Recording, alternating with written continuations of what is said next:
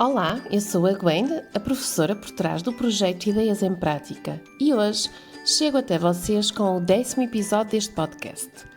Este será um episódio mais curto. Não venho partilhar estratégias nem dicas, venho antes em tom de desabafo. Quero partilhar convosco uma reflexão que me acompanha há muito tempo. Uma reflexão sobre a escola, sobre o lugar que ela ocupa no mundo e sobre o que, a meu ver, é urgente mudar. Dei a este episódio um título que é quase uma provocação. Não é o futuro que ameaça a escola, é a escola que ameaça o futuro se não mudar. Mas antes de começar, quero apenas explicar uma coisa. Fui escrevendo estas ideias aos poucos e acabei por compilar tudo como quem escreve numa folha de diário. Por isso, o que hoje vos trago é exatamente isso. Uma leitura sincera daquilo que escrevi, como quem abre uma página do seu diário. Convido-vos a tomar alguns minutos do vosso tempo para escutar esta minha reflexão. Que ela vos toque, vos faça pensar e talvez, quem sabe, até vos desafie. E depois, deixo-vos um convite. Partilhem comigo as vossas próprias reflexões, as vossas ilações, ideias e pontos de vista. Vamos trocar experiências, vamos construir juntos. Porque o primeiro passo para a evolução, e eu acredito que é mesmo assim, é a partilha, é o trabalho em equipa. E então, diz assim: a escola precisa de mudar porque o mundo já mudou. Vivemos um tempo curioso. O mundo gira cada vez mais depressa, mas a escola parece continuar presa a um tempo que já passou. Enquanto tudo à nossa volta se transforma, as tecnologias, as relações, as formas de comunicar, de aprender e até de trabalhar, a escola permanece, em muitos casos, ancorada a um modelo que foi criado para um mundo que já não existe. Durante muito tempo, o objetivo da escola foi preparar cidadãos para integrar um sistema industrial.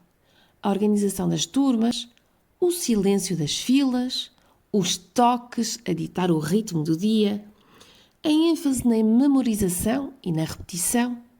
Tudo isso fazia sentido num tempo em que se esperava que os jovens se tornassem trabalhadores disciplinados, metódicos, rápidos e obedientes. A escola funcionava como uma pequena fábrica de pessoas formatadas para cumprir tarefas, para seguir regras sem questionar, para competir em vez de colaborar. Mas esse tempo passou. E se o mundo mudou e continua a mudar a velocidade da luz, então é urgente que a escola acompanhe esta transformação. Hoje em dia fala-se muito na inteligência artificial e no impacto que vai ter nas profissões do futuro. Alguns dizem até que a profissão de professor vai desaparecer. Será mesmo? Talvez, se o professor continuar a exercer o seu papel como sempre o fez, a ditar para quem registra, a exigir silêncio sem escuta, a escrever no quadro para que se copie, a repetir fórmulas sem abrir espaço para o pensamento. Porque, se o professor quiser ser uma máquina, então será facilmente substituído por uma. Mas o verdadeiro professor é insubstituível, porque nenhum robô ensina com empatia. Nenhum algoritmo percebe o brilho do olhar de uma criança que acaba de compreender algo novo. Nenhuma tecnologia consegue criar uma relação pedagógica baseada na escuta, na emoção e no afeto. O papel do professor precisa de ser reinventado. Não para se tornar mais moderno ou digital, não estou a falar aqui de tecnologia, mas para se tornar mais humano, para deixar de ser apenas um transmissor de conteúdos e passar a ser um construtor de contextos, para deixar de avaliar apenas respostas certas e começar a valorizar perguntas profundas, para deixar de controlar a sala e começar a inspirar a turma. Por outro lado, há também que refletir sobre a relação entre a escola e as famílias. Muito se tem dito sobre uma geração de pais que questiona tudo, que não aceita regras, que tira autoridade ao professor. Mas será mesmo só isso?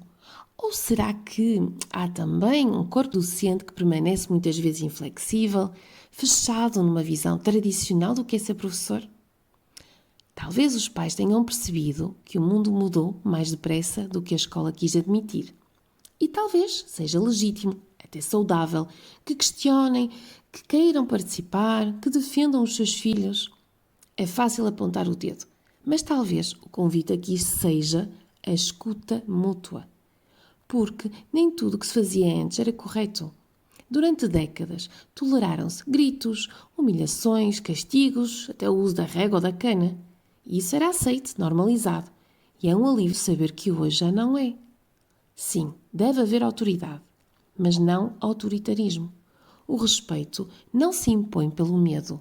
Constrói-se na relação, na presença, na confiança.